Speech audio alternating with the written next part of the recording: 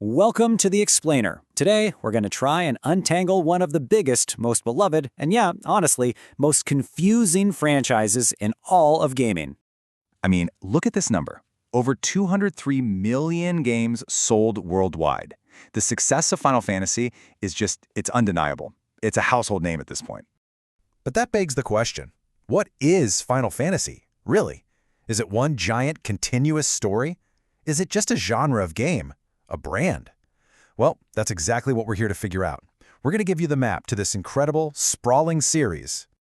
All right, so where do we even begin with a series this massive? Let's start with the single most important, crucial thing you need to get your head around when it comes to the main numbered games. And here it is, the big rule. The main numbered games are not direct sequels to each other. So Final Fantasy II, it's not a continuation of Final Fantasy I.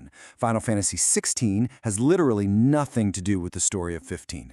Every time you see a new number, think of it as a completely new world, a whole new cast of characters, and a totally fresh story. The official term for this is an anthology series. And honestly, this is the series' greatest strength. It means you can jump in anywhere. You want to play the newest one? Go for it. You want to dive into a classic from 20 years ago? You won't be lost. It's just total freedom for you, the player. And you know what that freedom meant? It meant the creators could just completely reinvent the wheel with every single game. They could tell these incredible stories that were just impossible years before. I mean, think about the famous opera scene in Final Fantasy VI on a Super Nintendo. That was mind-blowing back then. This constant evolution let them experiment, push new technology to its limits, and keep the whole thing feeling fresh. You know, from the 8-bit days all the way to the PlayStation 5. Okay, so was the numbering always this clear-cut? Well, for early fans, especially here in North America, the answer was a big, confusing nope. And this is actually a pretty famous piece of gaming history. So here's what happened. A couple of the early games never actually came out outside of Japan. So what did the company do? They just renumbered the ones that did get released here. So for years, American gamers knew Final Fantasy IV as Final Fantasy II and the legendary Final Fantasy VI as Final Fantasy III. And remember, this was before the internet was a big thing, so it was all up to fan magazines and playground arguments to sort out the real timeline. It all got corrected eventually, of course, but man, it created a whole generation of very confused fans.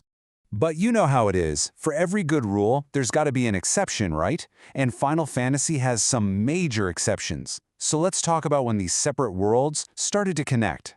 So, while the main rule is that most games are these one-and-done adventures, some worlds and their characters just became so incredibly popular that the creators just had to go back. They decided to return and expand on those stories.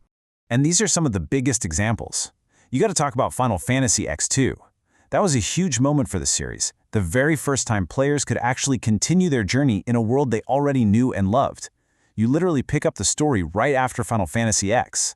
And other games, like 13 and IV, they also got their own direct follow-ups that continued their specific stories.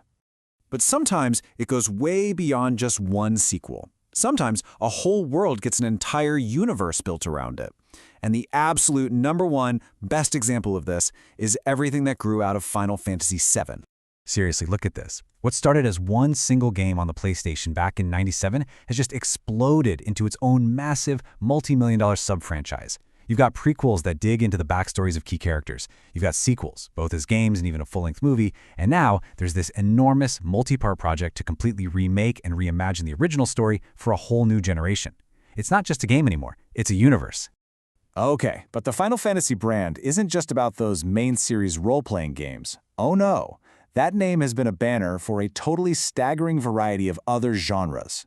For instance, the series dove deep into this almost chess-like strategic gameplay with Final Fantasy Tactics, which, by the way, is a critically acclaimed masterpiece set in the super complex world of Ivalice. Then you've got the fighting games. It's pitted its most famous heroes and villains against each other in these totally over-the-top, high-flying arena brawlers like the Dissidia series. And of course, the music. The series has celebrated its iconic, award-winning musical history with these really fun rhythm games where you can just tap along to decades of legendary soundtracks. And yeah, believe it or not, it's even put its famous bird-like mascots, the Chocobos, into go-karts for a spin around the racetrack. You really can't make this stuff up. So when you really look at it, the name Final Fantasy is a banner for just countless different experiences. It's so much more than just one type of game. Okay, So after all of that, let's circle back to where we started and try to put this all together. What is it that truly defines a Final Fantasy game? At the end of the day, even though the worlds, the characters, and even the genres change like crazy, there are a few core things that really unite the whole franchise. You can pretty much always expect a grand, emotional story. You're almost guaranteed to see a chocobo or a Moogle somewhere, and you will absolutely hear unforgettable music. And that's really the key takeaway here. The name Final Fantasy on the box, it isn't a promise that you're continuing a story you already know. It's a promise of a certain kind of experience. It's a seal of quality that tells you you're in for an epic adventure with a lot of heart, tons of spectacle, and some of the best music in gaming. So with 16 main games and literally hundreds of spin-offs, which world will you explore first? Because now you have the map. And the real beauty of the Final Fantasy library is that the adventure, well, that's entirely up to you.